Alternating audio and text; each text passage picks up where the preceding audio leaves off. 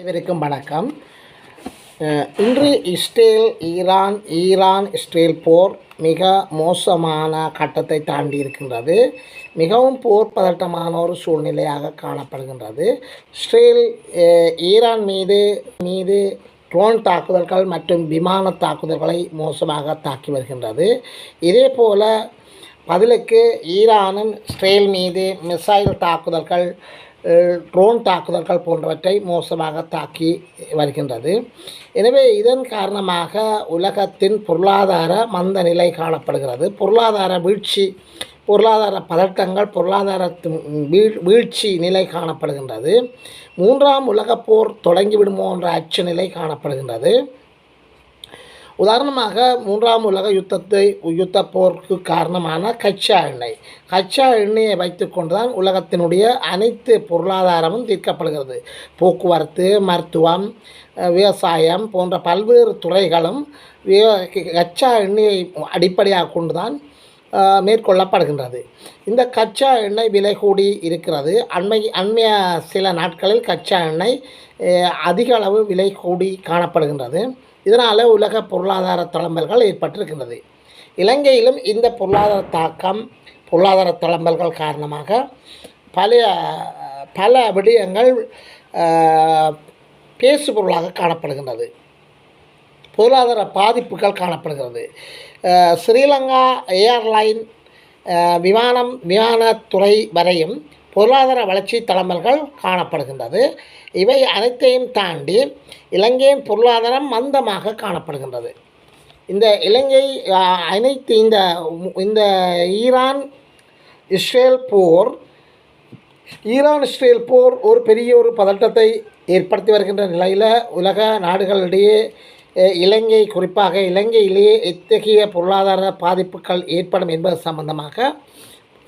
சம்பந்தமாகவும் தற்போதைய நிலை சம்பந்தமாகவும் ஒரு விரிவான காணொலியாக இந்த காணொலி அமையும். எமது காணொலிக்கு முதல் தடவையாக நீங்கள் வந்திருந்தால் சப்ஸ்கிரைப் பண்ணாமல் தொடர்ந்து பார்ப்பவராக இருந்தால் தயவு செய்து அன்போடு கேட்கின்றோம். சப்ஸ்கிரைப் பண்ணுங்கள், ஷேர் பண்ணுங்கள், கமெண்ட்ஸ் பண்ணுங்கள், லைக் பண்ணுங்கள். அருகில் இருக்கின்ற பெல் ஐக்கானை கிளிக் பண்ணி நாங்கள் போடுகின்ற காணொலிகள் அனைத்தையும் உடனுக்குடன் பார்க்கக்கூடியவாறான நோட்டிஃபிகேஷன் ஏற்படுத்தி கொள்ளுங்கள். இயலுமான வரை உங்களுடைய நண்பர்கள், உறவினர்களுக்கு இந்த காணொலியை ஷேர் பண்ணுங்கள். மத்திய கிழக்கு நாடுகளில் தற்போது யுத்தம் ஆரம்பித்திருக்கின்றது காணப்படுகின்றது. ஈரான் தன்னுடைய நாடு, அதாவது ஈரானில் அணு ஆயுதங்கள் உற்பத்தி செய்கின்ற நிலையை எட்டிவிட்டதாகவும், நிலையை பிடித்து விட்டதாகவும், அதாவது அணு ஆயுத உற்பத்தியை பூர்த்தி செய்கின்ற நிலையில் வந்துள்ளதாகவும், இந்த அணு ஆயுத பூர்த்தி நிலை வந்துவிட்டால் தமது நாடுகளின் இருப்புக்கும் தனது நாடுகளின் ஆட்சிக்கும் பெரும் பங்கம் விளைவிக்கும் என்று கருதி இஸ்ரேல் நாடு ஈரான் மீது விமான தாக்குதல்கள் மற்றும் ட்ரோன் தாக்குதல்களை சம நேரத்தில் ஏவிவிட்டிருக்கின்றன. இதன் காரணமாக இஸ்ரேல் பதிலுக்கு சும்மாக இருக்குமா? ஈரானும் பதில் தாக்குதல்கள் நடத்தி வருகின்றன. எனவே ஈரான் நாடு அணு ஆயுதத்தை உற்பத்தி செய்வதாக கூறித்தான் இவர்கள் இந்த வேலையை செய்கின்றார்கள். இஸ்ரேல் நாட்டுகிட்ட அணு ஆயுதம் இருக்கிறது. அப்போ ஏன் ஈரான் நாட்டுகிட்ட இருக்கக்கூடாது? இது ஒரு கேள்விக்குறியாகத்தான் இருக்கிறது. இந்த கேள்விக்கு பதில் சொல்வது யாருன்னே தெரியவில்லை. இஸ்ரேல் நாடு அமெரிக்காவின் துணையோடு அமெரிக்காவினுடைய ஆயுத வல்லமை, ஆயுதங்களுடைய அவர்களிடம் வாங்குகின்ற ஆயுதங்களை வைத்துக்கொண்டு மத்திய கிழக்கு நாடுகளில் உள்ளவர்களை தனக்கு கீழே இருக்குமாறு கட்டளையிடுவது போன்ற ஒரு தாக்குதல் செயற்பாடாகத்தான் இந்த தாக்குதல் காணப்படுகின்றது.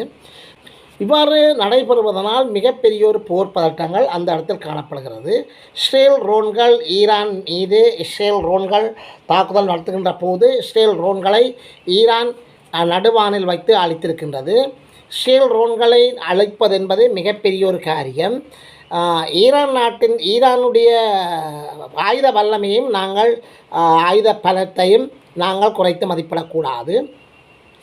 இந்த ட்ரோன்கள் உற்பத்தி செய்கிற திறமையில் மிகச்சிறந்த ஒரு நாடாக ஈரான் கணிக்கப்படுகிறது, பதிவிடப்படுகின்றது.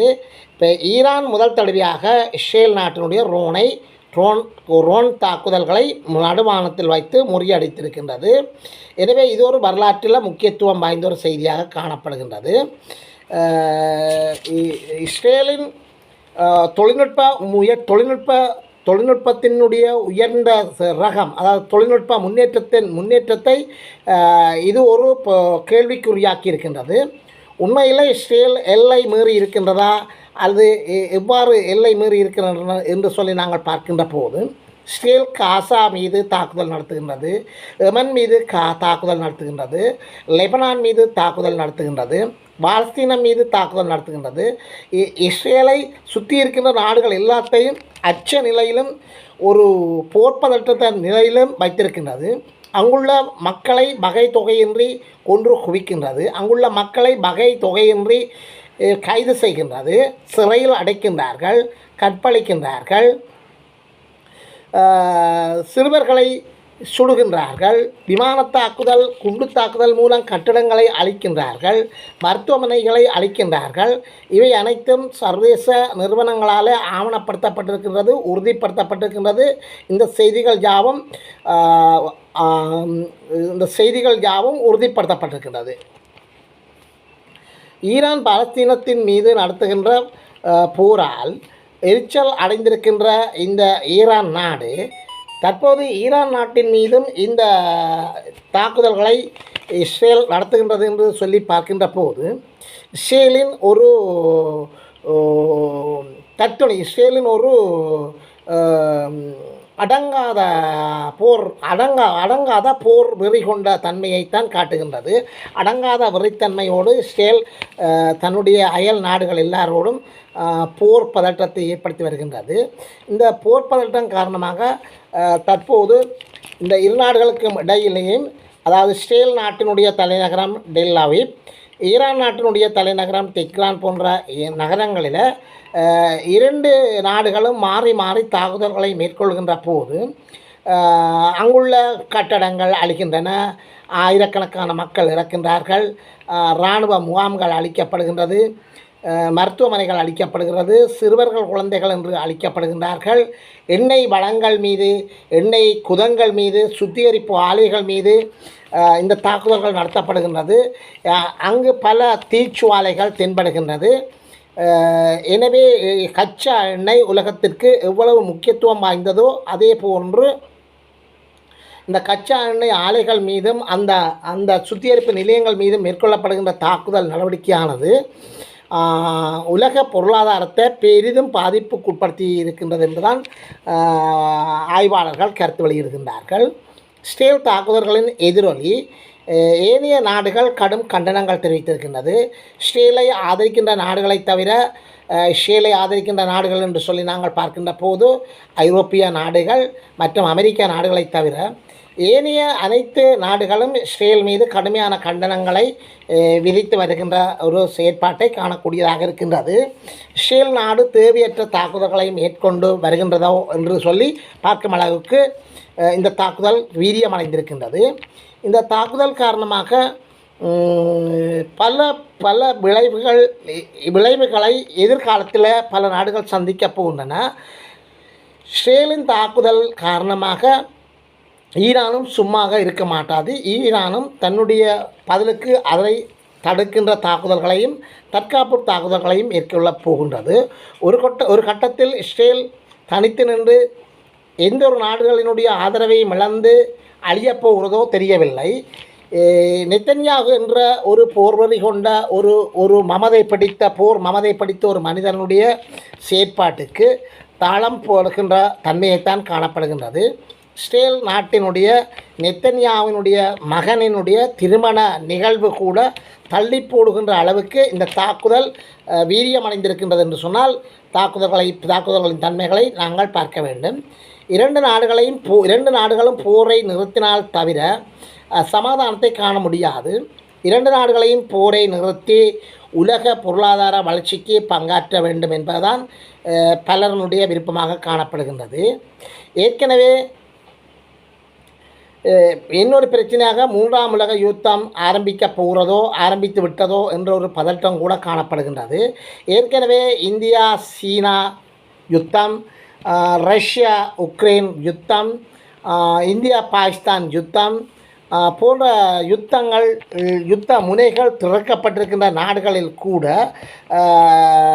இந்த பிரச்சனைகள் ஒரு பாரிய தாக்கத்தை ஏற்படுத்தும் என்பதில் அச்சமடைய வேண்டிய நிலையில் இருக்கின்றது.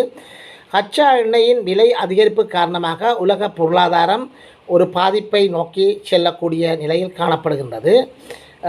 எங்களை போன்ற சிறிய நாடுகள் இவற்றை தாங்கிக் கொள்ளக்கூடிய வல்லமை இருக்குமோ என்பது சொல்ல முடியாத நிலையில் காணப்படுகின்றது. வளர்ச்சியடைந்த நாடுகளே பொருளாதார நெருக்கடிக்குள் தள்ளி இருக்கின்றார்கள். ஐரோப்பிய நாடுகளுக்கு போகும் விமான போக்குவரத்து பாதைகள் மாற்றியமைக்கப்பட்டிருக்கின்றது.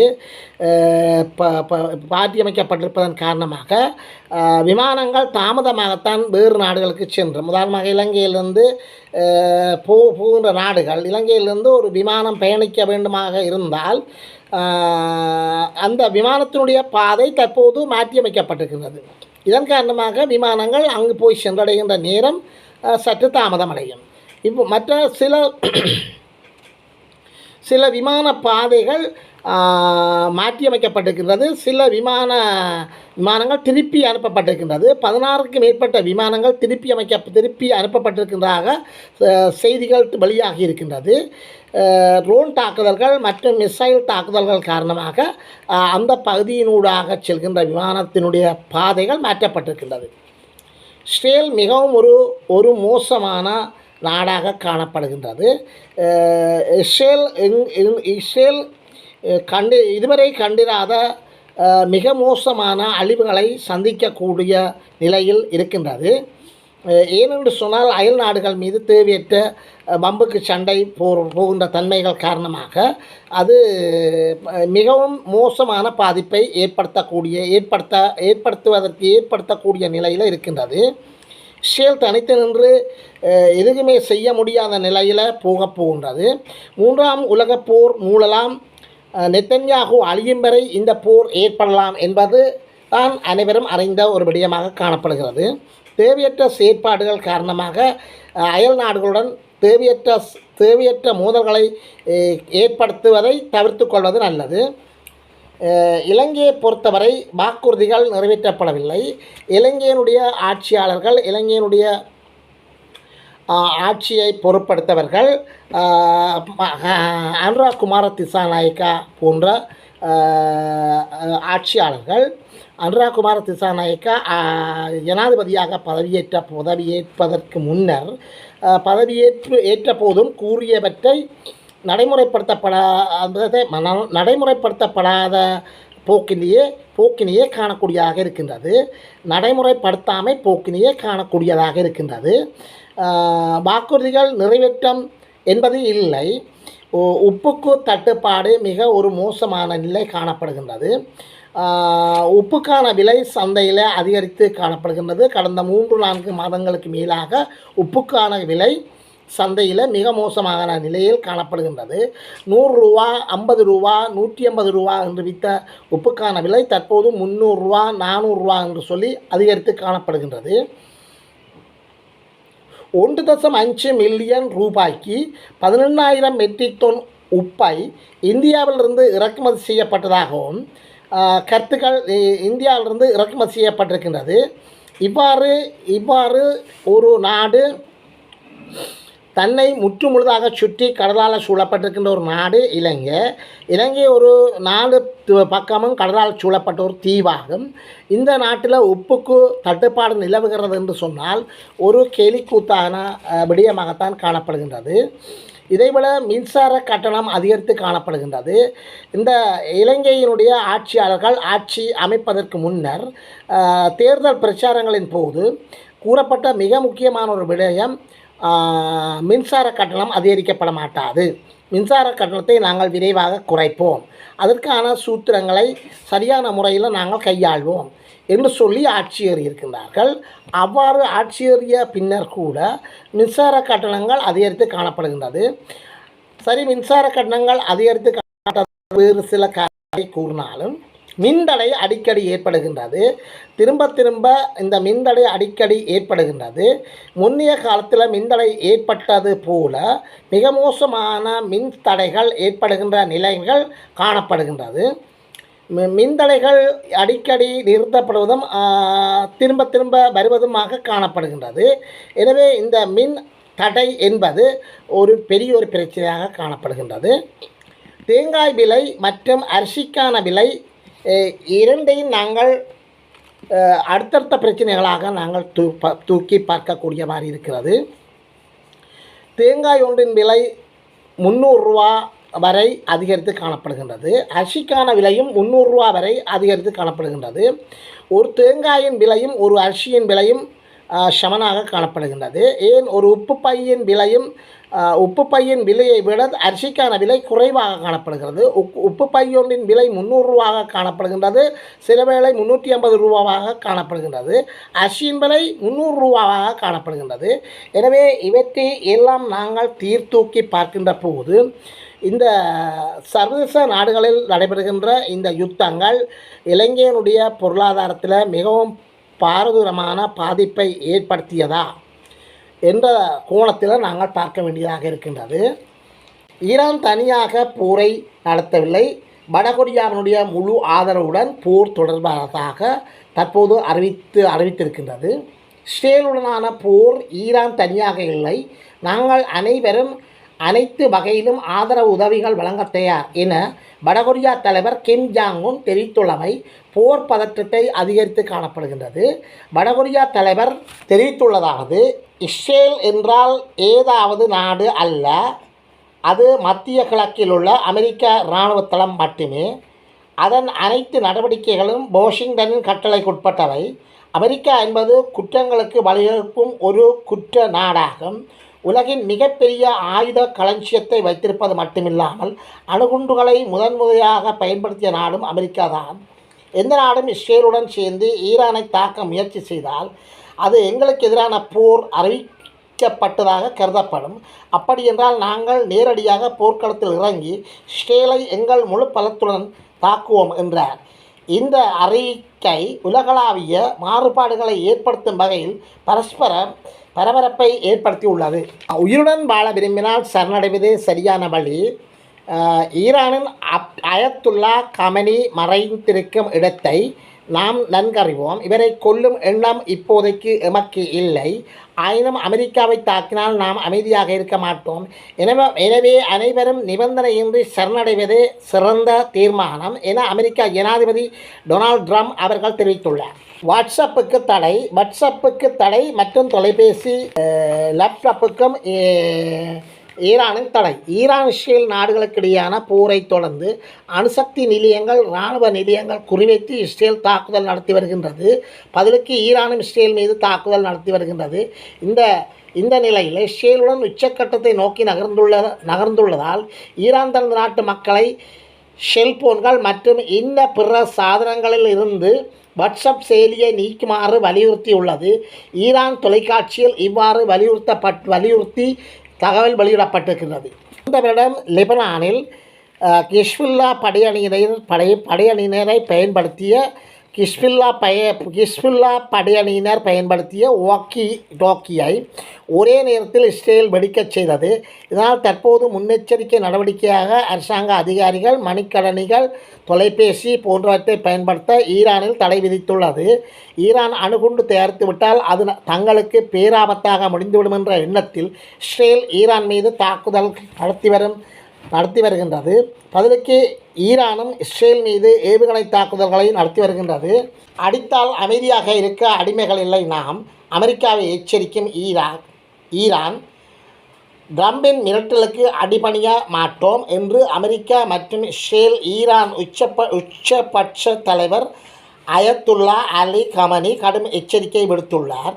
இது தொடர்பாக அவர்கள் கூறுகின்ற போது, போர் தொடங்கிவிட்டது, பயங்கரவாத சியோனிச ஆட்சிக்கு நாம் வலுவான பதிலடி கொடுக்க வேண்டும். சியோனிஸ்டுகளுக்கு நாங்கள் கருணை காட்ட மாட்டோம். அமெரிக்கா எம்மை மிகவும் சாதாரணமாக நினைக்கின்றது. நாம் பலம் மிக்கவர்கள். எம்எல் கை வைத்தால் விளைவு மோசமாக இருக்கும் என்று தெரிவித்தார். இந்நிலையில் ஈரானின் இராணுவ தலைவர் மேஜர் ஜெனரல் அப்துல் ரஹீம் மௌலவி கூறுகின்ற போது, இதுவரை எங்கள் இராணுவ நடவடிக்கைகள் வெறும் எச்சரிக்கைகள் தான். மேலும் கடுமையான தாக்குதல்கள் நடவடிக்கைகள் தொடரக்கூடும். எனவே இஸ்ரேலியர்கள் தங்களுடைய உயிரை காப்பாற்றிக் கொள்ள டெல் அவிவ் மற்றும் கைப்பாவை விட்டு வெளியேற வேண்டும் என்று எச்சரிக்கை விடுத்துள்ளார். எண்ணெய் கிடங்குகள் குறிவைக்கும் இஸ்ரேல். ஈரான் தலைநகரான தெஹ்ரானின் அருகில் கச்சா எண்ணெய் கிடங்குகள் சுத்திகரிப்பு நிலையங்களை இஸ்ரேல் குறிவைத்து தாக்குதல் நடத்தி வருகின்றது. மத்திய கிழக்கு நாடுகளான இஸ்ரேல் மற்றும் ஈரான் இடையேயான கடந்த வெள்ளிக்கிழமை தொடங்கிய போர் 6வது நாள் புதன்கிழமை தொடர்ந்து வருகின்றது. இந்த இரு நாடுகளுக்கிடையிலான போர் நிறுத்தத்திற்கு ஒத்துழைப்பு வழங்காமல் சண்டையிட்டு வருகின்றது.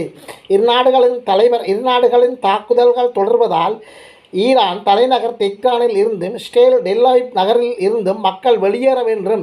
இரு நாடுகளும் பரஸ்பரம் எச்சரிக்கை விடுத்திருந்தது மட்டுமின்றி ஈரானை அமெரிக்காவும் தாக்க வேண்டும் என்றும் இஸ்ரேல் கோரிக்கை முன்வைத்திருக்கின்றது.